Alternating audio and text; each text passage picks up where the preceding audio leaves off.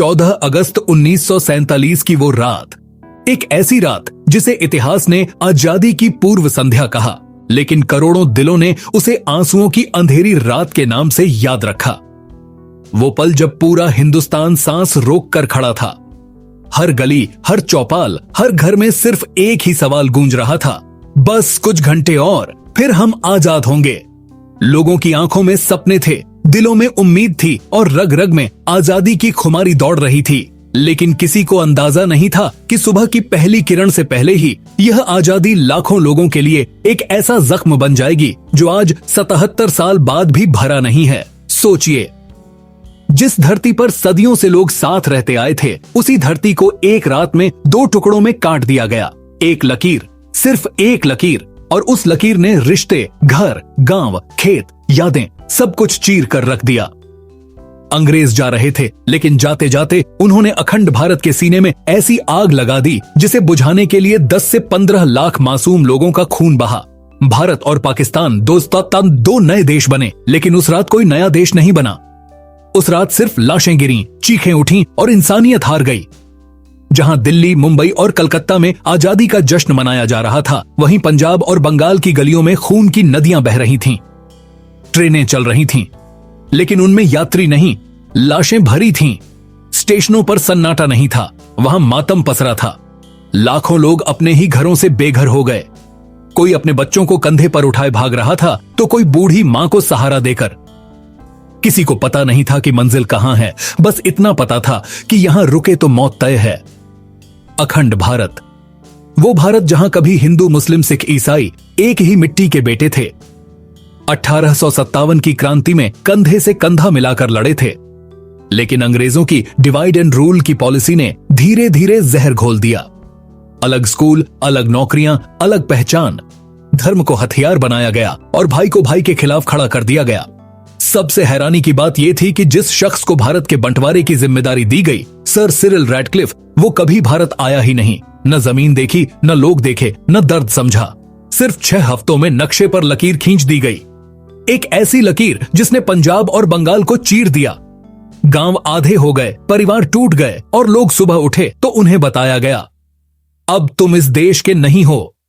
1947 का वो समय, बारिश का मौसम, उफनती नदियां, बर्बाद फसलें, करीब 2 करोड़ लोग पलायन कर रहे थे।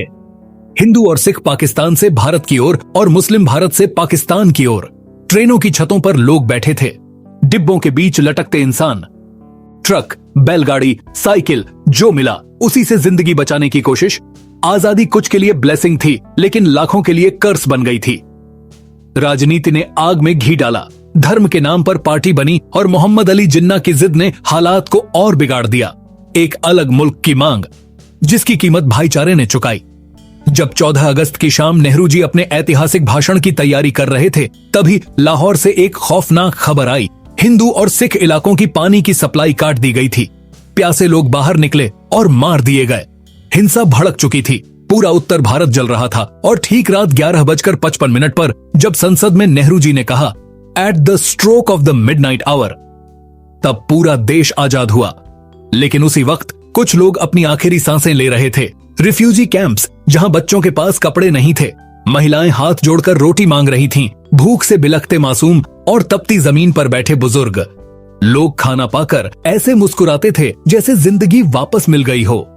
फिर भी देश को संभाला गया। गांधी, नेहरू, पटेल, अंबेडकर, शास्त्री, इन लोगों ने टूटे हुए हिंदुस्तान को जोड़ा। लेकिन अफसोस, जिन अंग्रेजों ने ये सब किया, उन्होंने बैंड बाजे के साथ विदा किया गया। 28 फरवरी 1948 को वो शान से लौट गए और पीछे छोड़ गए लाखों लाशें, बिखरे रिश्ते और एक ऐसा दर्द जो आज भी जिंदा है। अगर आप यह कहानी पढ़ते हुए भी कुछ महसूस कर रहे हैं, तो समझिए वो दर्द अभी मरा नहीं है। उन 15 लाख मासूमों को याद रखिए, क्योंकि आजादी सिर्फ जश्न नहीं थी, वो एक बहुत बड़ी कुर्बानी थी। और कहानी यहीं खत्म नहीं होती, क्योंकि बंटवारे की असली त्रासदी तो आजादी के ऐलान के बाद शुरू हुई थी। 15 अगस्त 1947 की सुबह देश आजाद हो चुका था, तिरंगा लहरा रहा था, रेडियो पर खुशखबरी गूंज रही थी। लेकिन उसी सुबह कई घरों में चूल्हा नहीं जला, कई मामों ने अपने बच्चों की लाशें उठाईं और कई बहनों की दुनिया हमेशा के लिए उजड़ चुकी थी।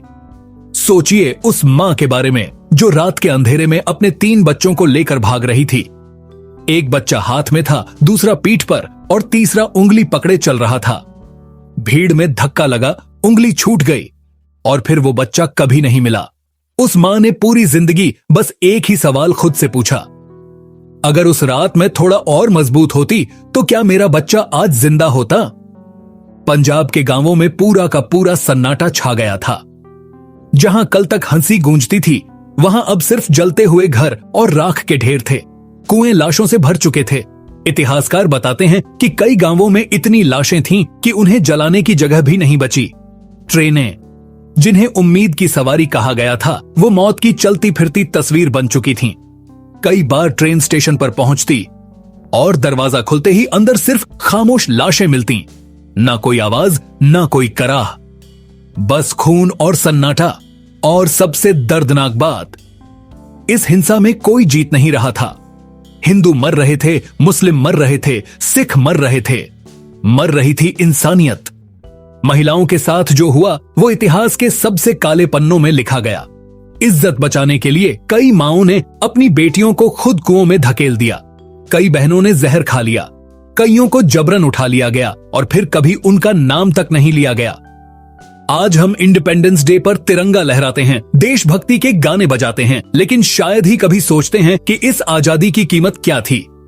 रिफ्यूजी कैंप्स में लोग लाइन में खड़े रहते थे। एक कटोरी दाल, एक सूखी रोटी, यही उनकी पूरी दुनिया बन गई थी। कल तक जो लोग जमीन के मालिक थे, आज वो भीख मांगने पर मजबूर थे। लेकिन इन्हीं राख के ढेरों से एक नया भारत खड़ा हुआ, टूटा हुआ, घायल, लेकिन जिंदा। सरदार पटेल ने रियासतों को जोड़ा, अंबेडकर ने संविधान की नींव रखी, नेहरू ने भविष्य का सपना दिखाया और गांधी ने आखिरी सांस तक नफरत के खिलाफ लड़ाई लड़ी। लेकिन सवाल आज भी जिंदा है, क्या बंटवारा टाला जा सकता था? क्या 15 लाख जानें बच सकती थीं? इसका जवाब इतिहास के पास भी पूरा नहीं है। आज जब हम हिंदुस्तान और पाकिस्तान को दुश्मन कहते हैं तो एक पल रुक कर सोचिए, उस वक्त मरने वाले किस देश के थे? वो सिर्फ इंसान थे और इंसानियत की यही सबसे बड़ी हार थी। अगर यह कहानी आपको अंदर तक झकोर रही है तो इसे सिर्फ वीडियो मत समझिए, इसे एक सबक समझिए, ताकि फिर कभी धर्म, राजनीति और नफरत किसी देश को इस तरह लहूलुहान न कर सके। क्योंकि आजादी का असली मतलब सिर्फ जिंदा रहना नहीं, इंसान बनकर जीना है। जय हिंद,